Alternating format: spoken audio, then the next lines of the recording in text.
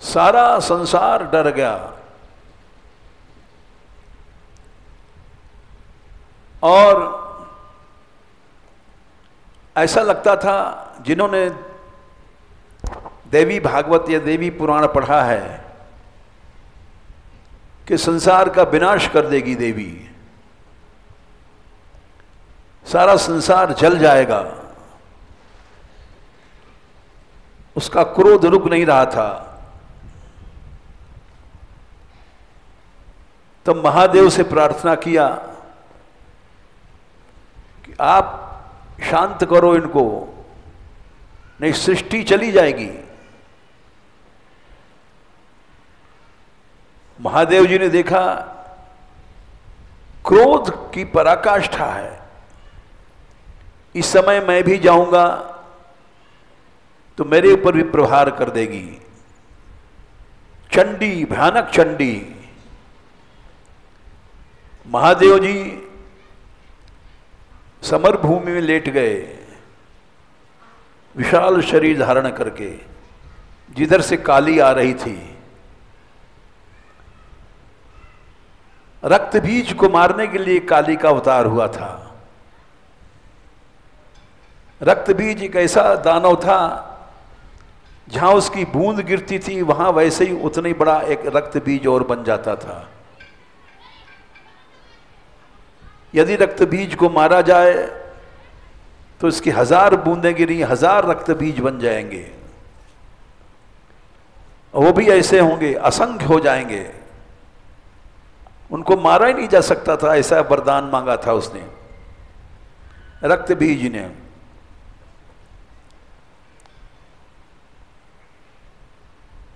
तो ऐसी अवस्था में काली का अवतार हुआ और उन्होंने विशाल खप्पर कई योजन का बनाया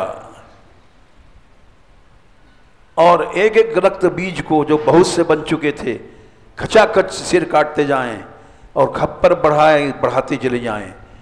एक बूंद भी खून बाहर नहीं जाता था, सब खप्पर में उठा के पी जाती थी। ऐसा भयानक आवेश था उनको, रुक नहीं सकता था। महादेव जी उनके सामने नहीं गए और पड़ गए जमीन में। जब जमीन में पड़ गए, क्योंकि रोके से रुक नहीं सकती थी चंडी, वो आवेश था उसका, देवी का, आसुरी शक्ति को नष्ट करने का। रक्त बीज ने वरदान ही ऐसा लिया था कि वो मर नहीं सकता था। एक बूंद जहां पड़े वहां एक रक्त बीज, और जब मारा गया 1000 बूंदे, लाखों बूंदे रक्त की, लाखों रक्त बीज एक साथ पैदा हो जाते थे।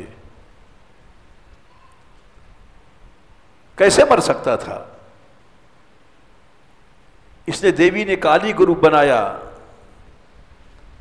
और योजन, कई योजन का बड़ा खप्पर उछाल करके और आकाश में मार देती थी। खप, एक हाथ में वो देवी का खड्ग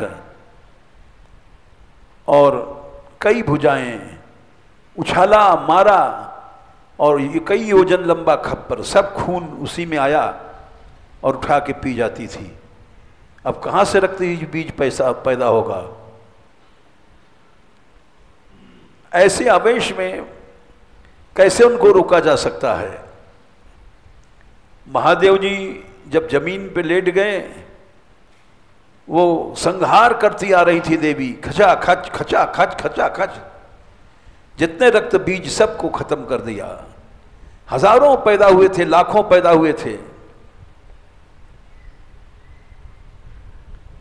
लेकिन जब शिव के ऊपर पांव पड़ा, भगवान शिव का रूप है कर्पूर गौरम करुणावतारम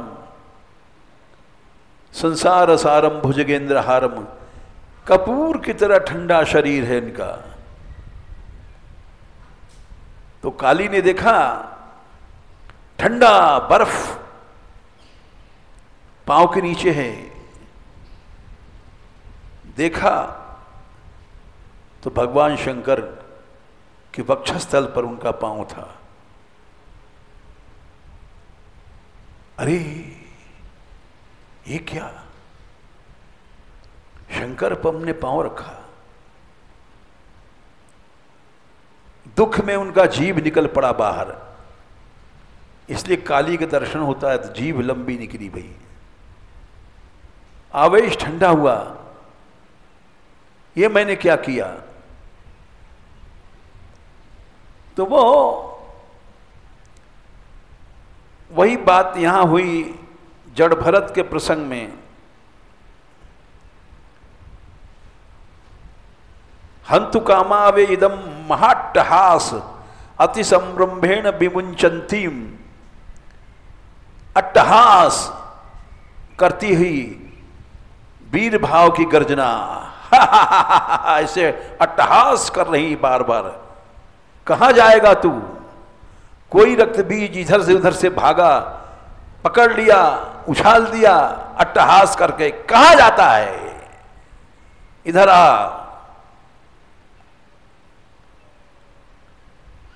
विमुंचंती तत उत्पत्ति पापी शाम दुष्टा नाम तेने वैष्णव। उसी तलवार से उनके गर्दन को काट करके उनके गरम गरम असिगा असवम, अत्युष्णम जो गरम खून, उसको निपीत माना, पीती भई। बिब्बलोच्च स्तरा अपने पार्षदों के साथ नाचने लग गई, गाने लग गई, और उनके गेंदों से, सिर के गेंदों से फुटबॉल खेलने लग गई। यहां वही बात कही गई जो अम्बरीश के प्रसंग में आया है। तपो विद्या या विप्राणाम निश्रेयस करे उभय तएव दुर्विनीतस्य कल्पते कल्पतुरन्यथा।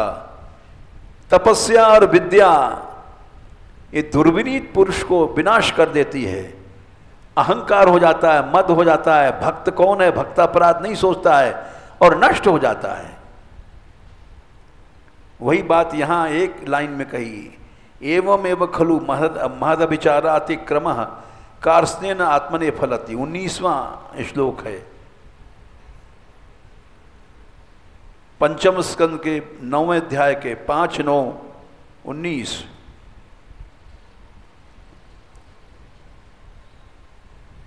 महापुरुषों का अपराध जीव को नष्ट कर देता है। तो यहां पर प्रसंग था सौभरी जी का। सौभरी का पतन क्यों हुआ? सब पतन का कारण भक्तापराध होता है, ये कल बताएंगे।